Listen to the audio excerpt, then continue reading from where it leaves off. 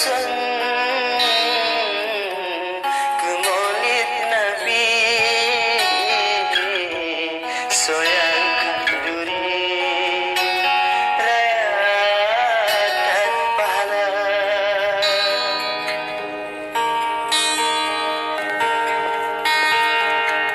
yang teraya urolahi Nabi akhirat gemi syafaat